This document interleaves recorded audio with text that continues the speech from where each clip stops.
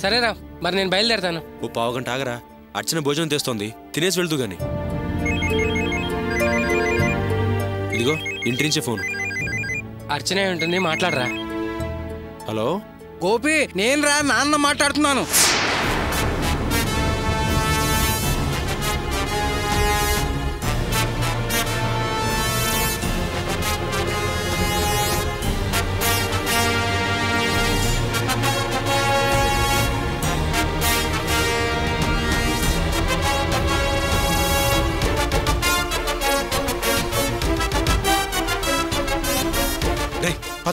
ఏంట్రా, ఏమైంది? చెప్తాను పద. అయ్యో అమ్మా అర్చన తల్లి, అమ్మా అమ్మా అర్చన. ఓ నాయనో భగవంతుడా, ఎలాగైనా నా కోడల్ని కాపాడు తండ్రి. అమ్మో అయ్యో అమ్మా, ఎందుకు వస్తారమ్మా తల్లి. అమ్మా అర్చన, అర్చన, అమ్మా అర్చన లే అమ్మా, ఒకసారి కళ్ళు తీరమ్మా తల్లి. అర్చన, గోపి అర్చన, అర్చన, అర్చన కడుతారు. అర్చన బావా నీళ్ళు చల్లాను రా, ఇప్పుడే చల్లాను రా నాయన. హాస్పిటల్ తీసుకెళ్దాం, తొందరగా లేపరా. జాగ్రత్త అర్చన, జాగ్రత్త. నువ్వు ఆటో రెడీ. అలాగే పద.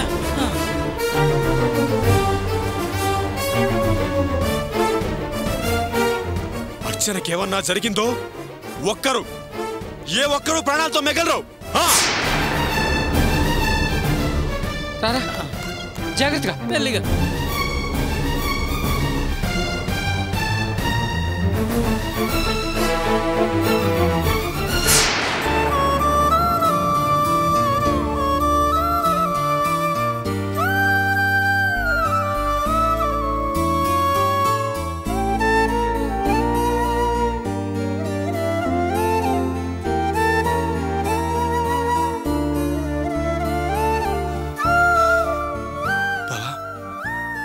అర్చని లోపలికి తీసుకెళ్లి చాలాసేపు అయిందిరా. వాళ్ళని సమాధానం చెప్పట్లేదు. నాకెందుకు చాలా భయంగా ఉందిరా. రేయ్, అర్చనకేం కాదురా, నువ్వేం భయపడకు. రేయ్, నాకా తప్ప ఈ లోకంలో ఇంకెవరూ లేరురా.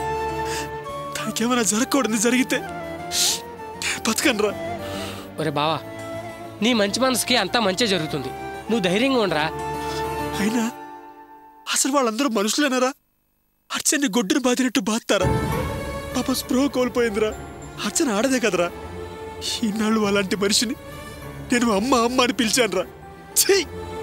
నా మీద నాకే అసహ్యం వేస్తోందిరా. అసలు ఇంత జరిగిన తర్వాత అర్చన నా ఇంట్లో ఒంటరిగా వదిలేసి రేపటి నుంచి షెడ్డుకి ఎలా వెళ్ళనురా? అందుకేరా నేను అప్పుడే చెప్పా, నువ్వు ఆ ఇంట్లో ఉండొద్దురా అని. విన్నావా? వినలేదు. అమ్మ, చెల్లెలు, తమ్ముడు అంటూ ఆ ఇంట్లోనే ఉన్నావు. ఇప్పుడు చూడు ఏం చేశారు. డాక్టర్, ఒక్క నిమిషం. మావిడికి ఎలా ఉంది డాక్టర్? నర్స్, మావిడ ఏంట్రా ఏవి చెప్పకుండా వెళ్ళిపోతున్నారు? డాక్టర్ గారు రమ్మంటున్నారు. నమస్తే డాక్టర్. డాక్టర్, మా అర్చనకి ఎలా ఉంది డాక్టర్? తన స్పృహలోకి వచ్చిందా? మాట్లాడుతుందా? భయపడాల్సిన పనేమీ లేదుగా? అదేం డాక్టర్, నేను ఇలా అడుగుతుంటే మీరేం మాట్లాడట్లేదు. నాకు చాలా భయంగా ఉంది డాక్టర్. నా భార్య అంటే నాకు ప్రాణం, అది నా జీవితం. అది లేకుండా నేను బతకలేను. అర్చన నా ఊపిరి. ముందు కూర్చోండి. చెప్పండి డాక్టర్. అర్చనే నా ఊపిరి అన్నావు కదా, ఆ ఊపిరిలో మరో ఊపిరి ప్రాణం పోసుకుంటోంది. అర్థం కాలేదా? నువ్వు తండ్రివి కాబోతున్నావు.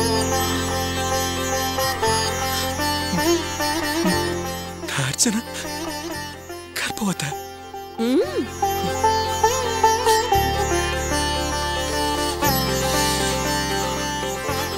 కాకపోతే మరొక విషయం,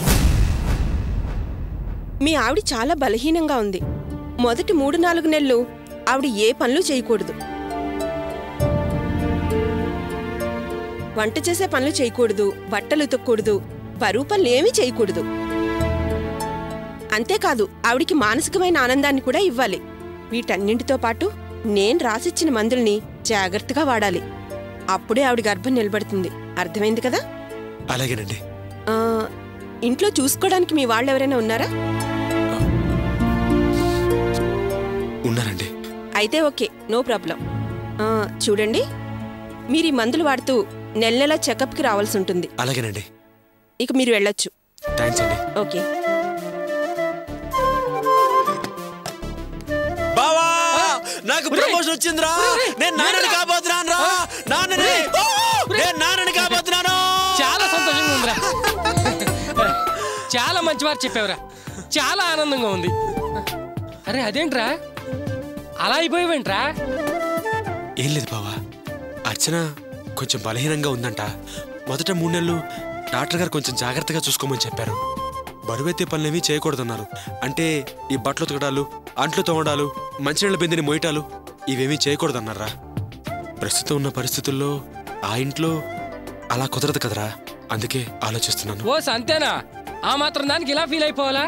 రేయ్, నువ్వేం టెన్షన్ పడుకో. ఆ పనులన్నీ చేయడానికి మా ఆవిడని పంపిస్తా. అదేరా మీ చెల్లెల్ని. థ్యాంక్స్ రా బావా, థ్యాంక్స్. ఏం పర్లేదురా. పద అర్చన చూద్దాం. అలాగే పద.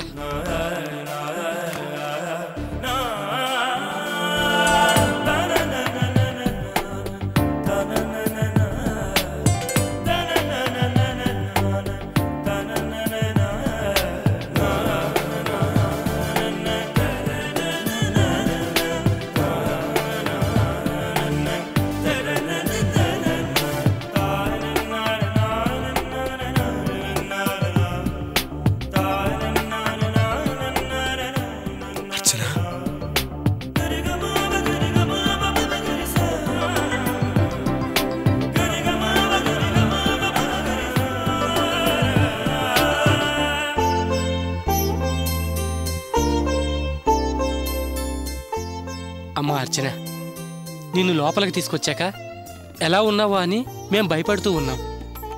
ఇంతలో డాక్టర్ వచ్చి శుభవార్త చెప్పగానే వీడేం చేశాడో తెలుసా? నన్ను ఎత్తుకుని గిరగరా తిప్పుతూ వీడు నాన్న అయ్యాడనేసరికి హాస్పిటల్ అంతా వీడి సంతోషం కనబడేలా ఎంత ఆర్భాటం చేశాడో.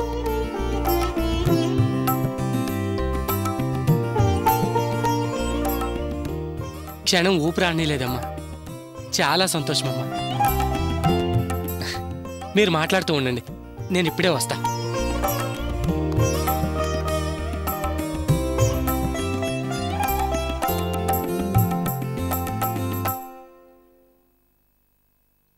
అర్చన, నాన్న ఫోన్ చేసి విషయం చెప్పగానే నేను చాలా భయపడ్డాను. ఇంటికొచ్చి చూసేసరికి నువ్వు స్పృహలో లేవు. గుండాగిపోయినంత పని అయింది అర్చన. ఇక్కడికి తీసుకొచ్చిన తర్వాత ఇప్పుడు డాక్టర్ గారు శుభవార్త చెప్పగానే నా మనసు కుదుటపడింది. చాలా సంతోషంగా ఉంది అర్చన. ఇప్పుడు నేను బాగానే ఉన్నాను కదా, నాకేమీ కాలేదు కదా. ఆ కన్నీళ్ళెందుకు? ఊరుకో.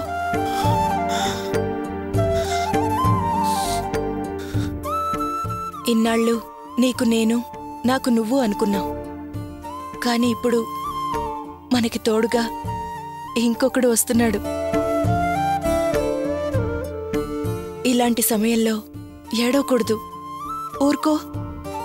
అర్చన, ఇందాకటి దాకా నీకేమవుతుందోనని చాలా టెన్షన్ పడ్డాను. కానీ డాక్టర్ గారు నేను నాన్నవుతున్నానని చెప్పగానే ఆనందం, ఏదో పట్టలేని ఆనందం. చాలా గర్వంగా ఉంది అర్చన. నువ్వు అమ్మ అవుతున్నావు, నేను నాన్ననవుతున్నాను. ఏదో పెద్ద లాటరీ తగిలినంత సంతోషంగా ఉంది. చెప్పలేకపోతున్నాను అర్చన, మాటల్లో చెప్పలేకపోతున్నాను.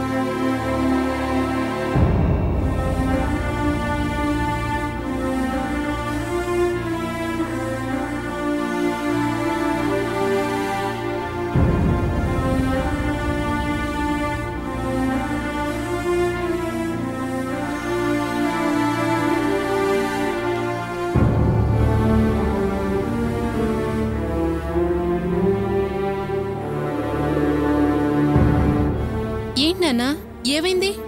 క్యారేజీ అన్న అలా కింద పడిపోయిందేంటి? ఏంటి అందరూ ఎందుకలా దిగులుగా ఉన్నారు? రేవతి, ఇంట్లో ఏదైనా గొడవ జరిగిందా? వాసు, ఏమైందిరా? ఎందుకు అందరూ అలా మౌనంగా ఉన్నారు? అడుగుతుంటే ఎవరు ఏం సమాధానం చెప్పరే? నానా, మీరు అమ్మతో ఏమైనా గొడవ పడ్డారా? నేనా? మీ అమ్మతో గొడవ పట్టడం కూడానా? బాలేదాని వేరాని అదే గొడవలకి రెడీగా ఉంటుంది. సరే, మీరు గొడవ పడలేదు. ఆ భోజనం క్యారేజ్ ఏంటి కింద పడిపోయింది? అవును, అది వదిన వాళ్ళ క్యారేజ్లో ఉందేంటి? వాళ్ళదిలాగా ఉంటాం కాదు, అది వదిన వాళ్ళ క్యారేజీనే. మీ వదిన క్యారేజీ తీసుకుని షెడ్కి వెళ్తుంటే వాసు ఎదురొచ్చి డాష్ ఇచ్చాడు, అది కింద పడిపోయింది. ఏం వాసు, కొంచెం చూసి నడవచ్చు కదా అని మీ వదిన దాన్ని ఆసరాగా చేసుకుని మీ అమ్మ గొడవ పెట్టుకుని వదిని కొట్టి కింద పడేసింది. ఏంటమ్మా ఇది? కొట్టడం ఏంటి? నానా, వదిన ఎక్కడుంది? ఏం అడుగుతావులే అమ్మా, ఇది మీ వదిని కొట్టగానే వదిన సృహ తప్పి పడిపోయింది. ఎంత లేపినా లేవలేదు. నాకు కంగారేసి వెంటనే మీ అన్నకి ఫోన్ చేశాను. గోపి వచ్చి వదిని ఆసుపత్రికి తీసుకెళ్లాడు. అలాగా? ఏ హాస్పిటల్కి తీసుకెళ్లారు? ఏమోనమ్మా, అదే తెలియదు. అక్కడ ఎలా ఉందో ఏమిటో ఒక్క విషయం తెలియక ఇదిగో కాలుగాలిన పిల్ల తిరుగుతున్నానమ్మా.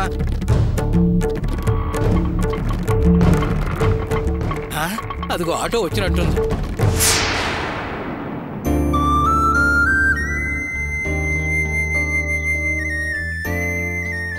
అరుగో వచ్చేశారు. ఆ గోపి, ఎలా ఉందిరా? ఏమన్నా డాక్టరు? ఎలా ఉంది ఇప్పుడు? ఎలా ఉంది వదినా? నేరా? మెల్లగా మెల్లగా అర్చన.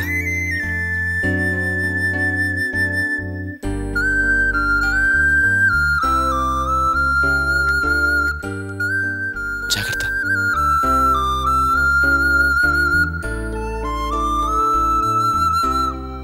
జాగ్రత్త. మెట్టు చూసుకో. ఏమిట్రా, నేను అడుగుతూనే ఉన్నా సమాధానం చెప్పకుండా వెళ్ళిపోతావేమిటి? ఏమన్నా డాక్టరు? చూసి నిన్నేరా అడిగేది?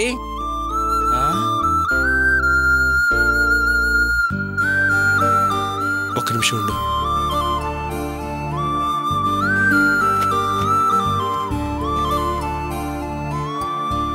కూర్చో. మెల్లగా.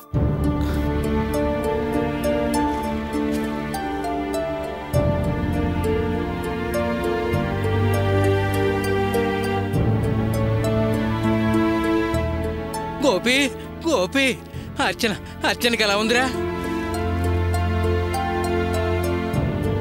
స్వీట్ తీసుకో. కోళ్ళ అర్చనకి ఎలా ఉంది అంటే స్వీట్స్ తీసుకోమంటావేమిట్రా? అర్చన కడుపుతోంది.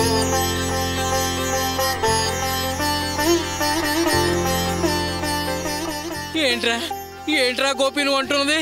అర్చన కడుపుతో ఉందా అంటే నువ్వు నాన్నవు కాబోతున్నావు అనమాట. ఆ స్వీట్స్ అన్ని కదా.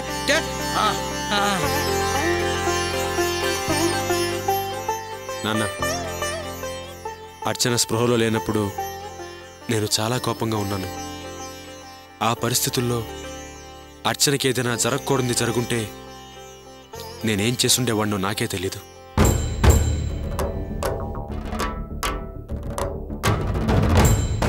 ఇప్పుడు అర్చన కడుపుతో ఉంది. నేను ఆ సంతోషంలో ఉన్నాను. ఇక మీదట అర్చనకేవైనా ప్రమాదం జరిగిందని తెలిసిందో నన్ను కన్న నా అమ్మ మీద ఒట్టు, ఊరుకోను.